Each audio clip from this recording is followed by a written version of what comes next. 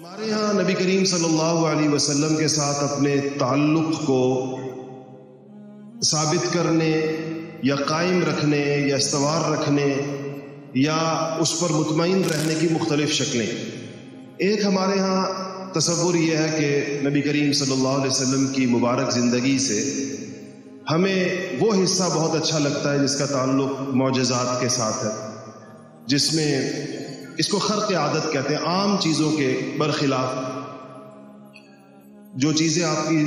نبوت کی صداقت کے لیے عطا کی گئی تھیں تاکہ کافر اس کو دیکھ کر آپ کو اللہ کا نبی مان لیں. ہمارے بہت سارے مذہبی جلسوں میں اور تقریبات میں اسی موضوع پر گفتگو ہوتی ہے. خطیب اس کو بیان کرتے ہیں، اس میں رطب و یابس، گیلا سوکھا، مستند غیر مستند سب کچھ بیان کرتے ہیں، اور مجمع سبحان اللہ ماشاء اللہ کہہ کر اس پر اپنے جذبہ ایمانی کا ثبوت دیتا ہے. لیکن اس کو سننے والے ایک عام شخص کو یہ خیال پیدا ہوتا ہے کہ شاید آپ صلی اللہ علیہ وسلم تو کوئی مافوق الفطرت شخصیت تھے، عام انسانوں والا کوئی معاملہ ہی نہیں تھا، تو وہ تو ہر چیز اشاروں سے ہو رہی ہے اور جس طرح چاہ رہے ہیں ویسے ہو رہا ہے. اس سے اس کے دل میں عقیدت تو پیدا ہوتی ہے لیکن عمل کا جذبہ پیدا نہیں ہوتا. قابل اتباع وہ نہیں سمجھتا، وہ سوچتا ہے میں تو عام انسان ہوں، میں تو گوشت پوست کا بنا ہوا ہوں، میرے تو بڑے مسائل اور مجبوریاں ہیں. تو یہ سیرت کو پیش کرنے کا کوئی حقیقی انداز نہیں ہے. سیرت کو پیش کرنے کا درست انداز ہے کہ اس کو قرآن کے ساتھ، کتاب اللہ کے ساتھ، ہر نبی کی ایک کتاب ہے اور ایک اس نبی کی شخصیت ہے.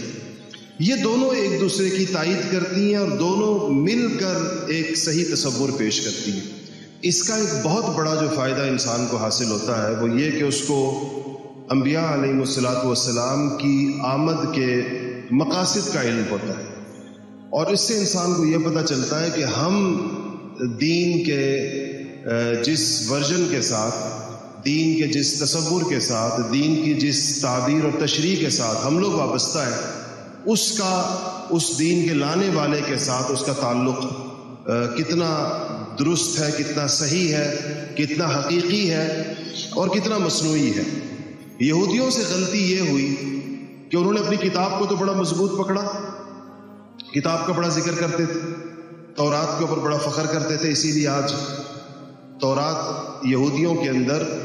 زیادہ زندہ ہے بنسبت عیسائیوں میں انجیل کی. لیکن اپنے نبی کی سیرت کو محفوظ نہیں رکھ سکے یہودی، ان کے پاس اس حوالے سے کوئی چیز بالکل موجود نہیں. تو اب جب کتاب تھی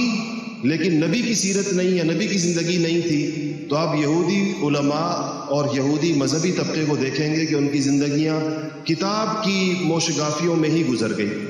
کتاب کی غلط تعویل، کتاب کی غلط تشریح، کتاب کے احکامات کو دائیں بائیں کرنا،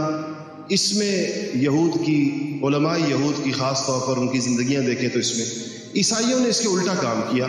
اور وہ یہ کیا کہ عیسیٰ علیہ السلام کی شخصیت کے ساتھ تو جڑ گئے، کتاب چھوڑ دی.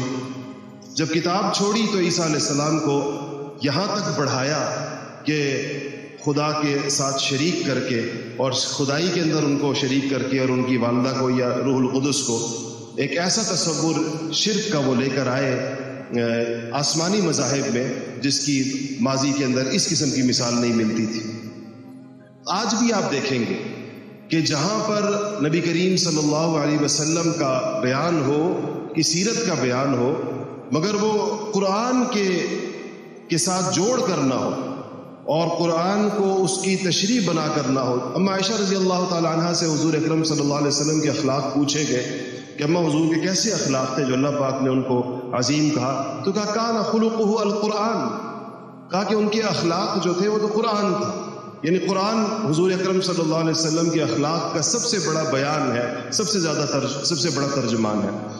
اس لیے مسلمانوں میں جو ایک معتدل اور ایک مبنی بر حق مزاج پیدا ہوا اہل علم میں، وہ یہ تھا کہ رسول اللہ صلی اللہ علیہ وسلم کی سیرت کو قرآن کے ساتھ جوڑ کر اور قرآن کی روشنی میں اور آپ کے اپنے مستند اقوال کی روشنی میں اس کو بیان کیا گیا، لکھا گیا، محفوظ رکھا گیا، اور آج ہمارے پاس الحمدللہ اس حوالے سے بڑی مستند چیزیں موجود ہیں.